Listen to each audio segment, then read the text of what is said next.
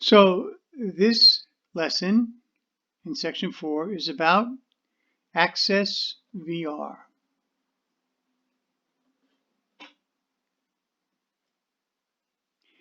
ACCES-VR stands for Adult Career and Continuing Education Services, Vocational Rehabilitation.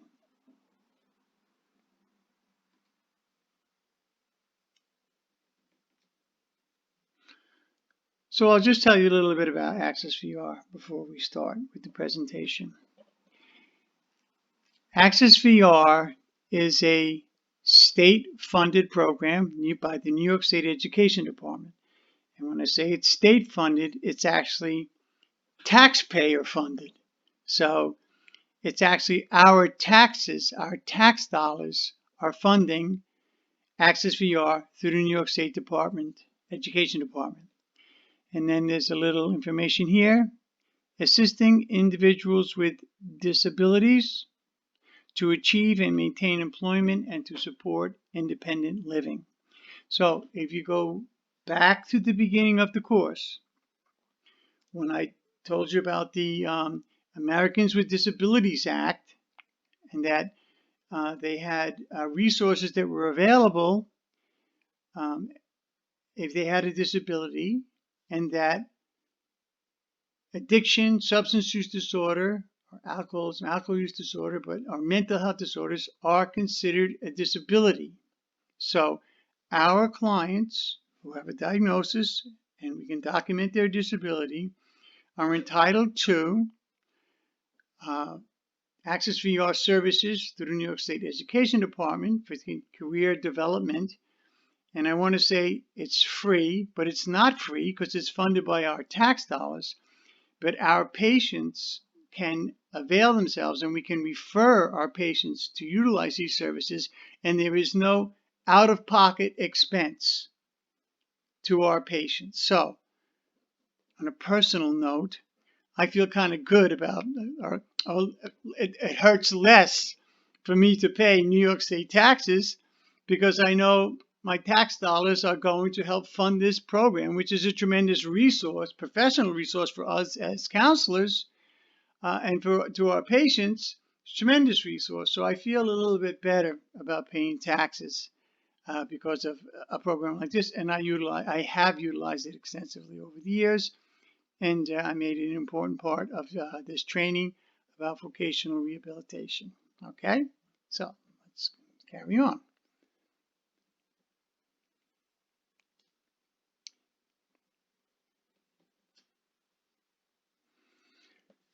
I'll let you read this, but each person who is referred to ACCES-VR for vocational rehabilitation services, they are going to, or the counselor there, or the counselor there at ACCES is going to develop an individualized plan of employment for the patient, like a treatment plan.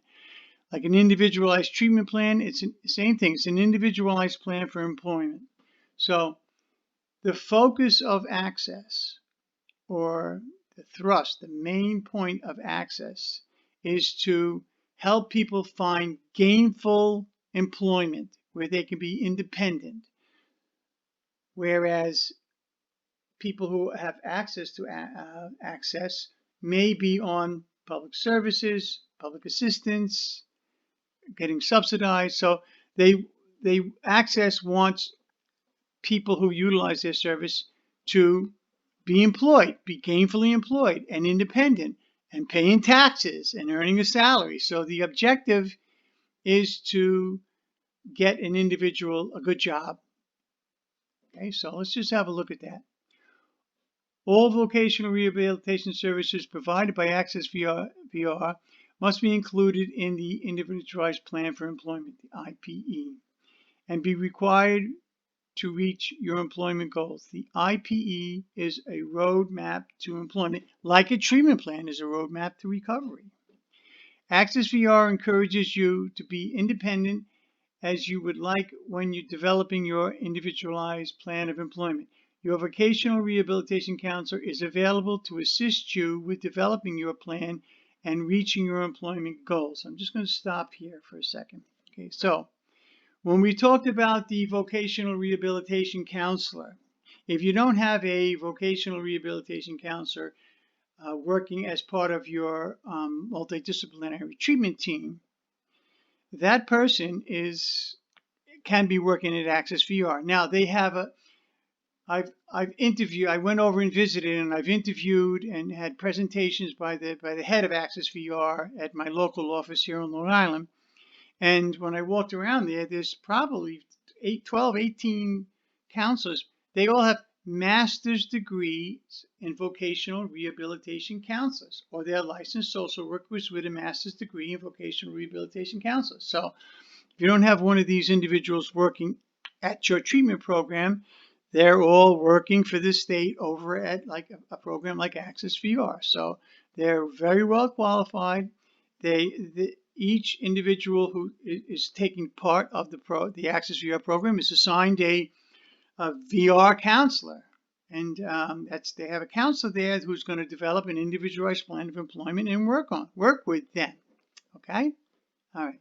So, or you may choose to develop your own plan, and your counselor can provide guidance. Your vocational rehabilitation counselor must review and approve your IPE and apply their professional judgment and expertise, as well as applicable laws, regulations, and policies to ensure responsible use of public funds. So they're making sure that everything is copacetic, but they really are very highly motivated, the counselors there, and they're working very hard and having good success. Okay, so when we talk about success, I'm going to talk to you about that in the next slide, what they deem success. Okay, so we all want our patients to be successful. So as we move on, I'll just let you have a look at this. These are the rehabilitation services that are provided by ACCES-VR, and again, at no out-of-pocket expense, at no cost to our clients that we refer there. Okay, just want to point out this one here. Training including tuition. So for like for Mike Jones, that we wanted to go for the welder school, or he wanted to go for the truck driver's license, or some other vocational training, ACCES-VR provides the tuition, related fees, and required textbooks. And if it's something that the training or need to go, or they need to go to college, they'll pay the tuition for college. Yes, they will, but they'll provide all these training services, and there's no out-of-pocket expense to our patients. So it's a tremendous resource for us to refer people to. Okay, and we'll move on. I just want to add a little note here, okay, to tip you off. So, like I say, I've been over to ACCES-VR, corporate office, the state office, and did an interview with the head of the office and several of the VR counselors. And I just want to point out to you, off the record, a gripe that they have with CASE-ACCES, okay? I won't call it a complaint, but they have a definite gripe with CASE-ACCES. And the issue is that individuals, counselors from an OASIS treatment program are referring our patients to ACCES-VR before they're ready. Okay, so, and from when I was a clinical supervisor and when I was under clinical supervision, we didn't like to refer our patients for job trainings or to get a job, or they want to get a job, they want to work, they want to be employed. We would try to get them to defer that for the first 90 days, if possible, maybe 60 days, because we have found, and this is anecdotally, individuals who early recovery who try to get a job within the first 3 weeks of treatment and get a job, we lose them. They get some money and we lose them. So I've always said to my patients, right now your job is to attend your IOP. You're coming 3 days a week here, or your job now is your recovery right now. So whether you're going to 12-step meetings in the nighttime, in the evening, you're coming in the evening, or whether you're coming during the day, or whether you're IOP, we're going to wait and get some stability and get some commitment to recovery before we start looking for a job. But we are not, repeat, not going to get a patient 3-4 weeks in recovery, even 2 months in recovery, who says, you know, I want to get a job. I want to do this. I want to do that. I want to be an astronaut. I want to be or even I want to be a welder with our sample patient. Or they want to be this or they want to be that. Oh, you want to do that? Oh, I'll refer you to ACCES-VR, and we send them over to ACCES-VR, and ACCES-VR has a problem with that because that person we haven't done a proper readiness assessment on that patient. Okay, so this information I'm going to give you here now is what ACCES-VR is talked to me about to train counselors, to train case acts to do a readiness assessment, an ACCES vocational rehabilitation readiness assessment before you make the referral to ACCES-VR. Okay, you with me on this? Everybody got that? Okay, let's move on. Here we go. Individuals with a substance use disorder are expected to be abstinent at the time of referral or application. ACCES-VR staff will begin to assess the individual's commitment to recovery and to pursuing employment. So they are going to do that assessment when a patient shows up there that we refer to them. And that's where they say that they haven't met that criteria. Okay, so let's get some more information on that. When individuals are referred from an ACCES licensed treatment program, written documentation must be submitted by the referring agency that addresses factors to enable the ACCES-VR counselors to assess the applicant's eligibility. An individual should only be referred when, in the judgment of the treatment program, that's us, that's the counselor, that's you, when in the judgment of the treatment program counselor, the individual demonstrates an ability to participate in VR services. Okay, so that's where they have the gripe, okay, because they're making an assessment there and the applicant is not eligible for their services because they're not, because of what I'm going to show you in the next slide, okay, but they are going to do and start doing an assessment, and they want to make sure that ACCES counselors are on the same page as the ACCES-VR counselors, okay, so I'm going to show you how to do that here in the next slide. You follow me? Okay.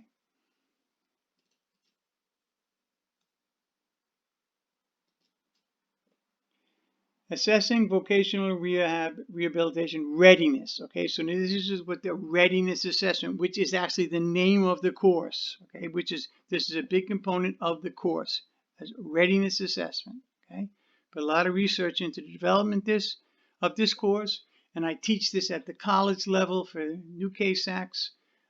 And I've been teaching it as continuing education, and I've designed it as an online course, but this is important information that you need to have. So, individuals with a substance use disorder addiction who apply for ACCES-VR services must be assessed on the following factors. So, they are asking us, you guys, us, to assess an individual that refer to ACCES-VR based on the following factors. I'm going to give them to you right now. Pay attention.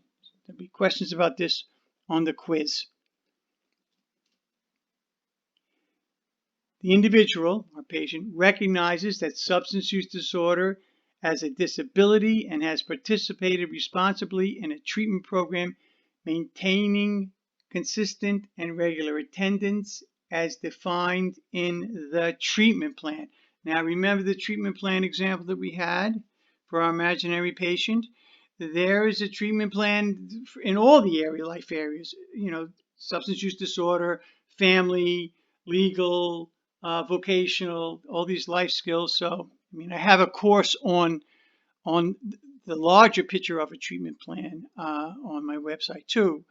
But We have to have these SMART goals, and the individual must be attending regularly, maintaining abstinence, and following their treatment plan and committed to that. Okay, so there is evidence that the individual demonstrates a commitment to recovery. So again, evidence. You have to be able to show and document evidence, observable, measurable, attainable, SMART evidence that our patient is committed to recovery, showing up regularly, and is achieving their objectives and goals as defined in the treatment plan.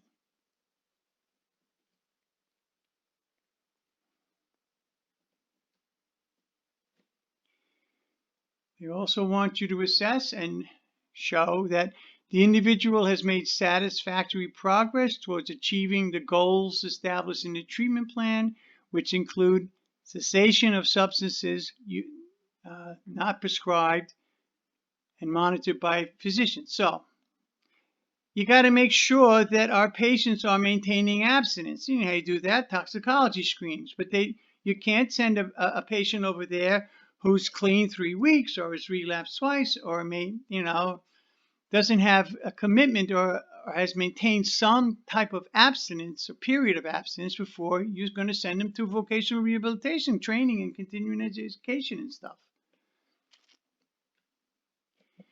The individual has made satisfactory progress towards addressing treatment issues related to the individual's overall level of functioning. So the access counselors, people, want you to be able to show and demonstrate that the overall level of functioning of our patient that you're making the referral is good, and that they're maintaining abstinence, committed to recovery, and achieving their treatment plan goals and objectives.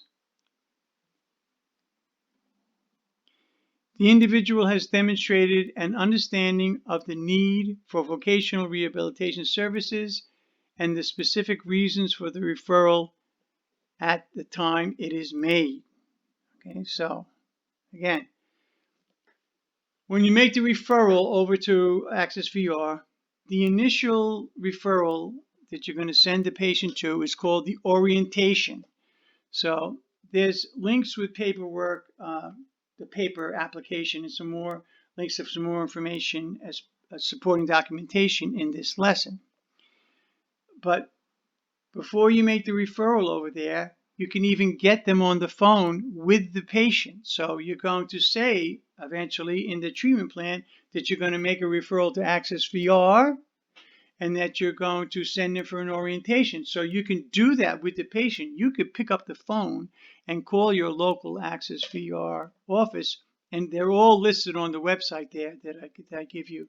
You can call them and schedule an orientation if the patient meets this readiness criteria, and make an appointment for them to go over and have an orientation, and they have to show up. They have to bring a photo ID because it's a state building to get in, and they're going to go in and get the orientation. And the ACCES-VR program is several weeks where they're going, if someone is admitted. Okay, so this is one of the other gripes that they have. I mean, based on the other stuff that we've done in the treatment plan, if you're going to be doing a lot of that, the ONET information and finding some interest and making referrals to training yourself, fine, great, that's a great job you're doing. But if you're going to refer your patient over to ACCES-VR, the counselors over at ACCES-VR do not want the patient to arrive with any preconceived ideas of what they want to be and what they want to do. They can have some, but they don't want them to come and say, for example, my counselor said I would make a good CASAC, and I want to go to CASAC training at some wherever it does it, at some community college or some. I want to go to CASAC training because my counselor says I'd make a good counselor, so I want to be a CASAC. They don't want them to come like that, okay? Or I want to be an airline pilot. I want to be an astronaut, but they don't want you to send them there with a preconceived idea of what they want to be. If it happens, it happens. But what they do at ACCES-VR, They do a comprehensive battery of vocational and educational aptitude testing. That's what they do there. They do it over several weeks. They do an assessment evaluation, and they do a comprehensive battery of vocational and educational aptitude to see what our clients would be good at or what they can do. And I mean, there's a lot, it's like an exam. There's math and there's, English, and there's to see what they'd be good at. But they may come up with some good idea that the patient will like, and there's training available. And if they want to go and they follow through with the training, and then ACCES-VR will pay for it. The state will pay for that with the impetus to get a job, to get them employed. Patient can't go there and say, I want to get a bachelor's degree. Or go, ACCES-VR is not going to pay for 4 years of college, because the objective, the goal of the patient is to get a bachelor's degree. No, they have done, but they want you to get training for a job that you can get. You have to have something that you're going to get a job and get gainful employment and become independent, get off public services and be paying taxes and have a job. That's the objective of that. So when you make the referral over there, don't give the patient any preconceived ideas. So try to avoid that. Okay? The individual is available to participate in the VR process for the purpose of acquiring and maintaining employment. Like I say, it's 6 weeks, 8 weeks. It's a period of time. They're going there once a week. They're working with their VR counselor, like I said, to do this testing, to do this evaluation. They're part of it in like a classroom setting. It's a lot of services that they provide. They really are very thorough. And the patient is continuing to be in treatment with you, and it's an outpatient program, and you're documenting all this information, and that they're participating in the VR services, and you're actually doing a great job as a counselor and documenting it and discussing with it, offering constructive feedback, and it's in there. You're putting it in their treatment plan. You're getting the releases of information signed. You're collaborating with the VR counselor and the VR services, and you're working in collaboration with them. Okay, so this is very important. Like I say, I promised them at ACCESS that I would pass that information on in this training, and I do it in the classroom. Okay, everybody got that? All right, that's ACCESS-VR.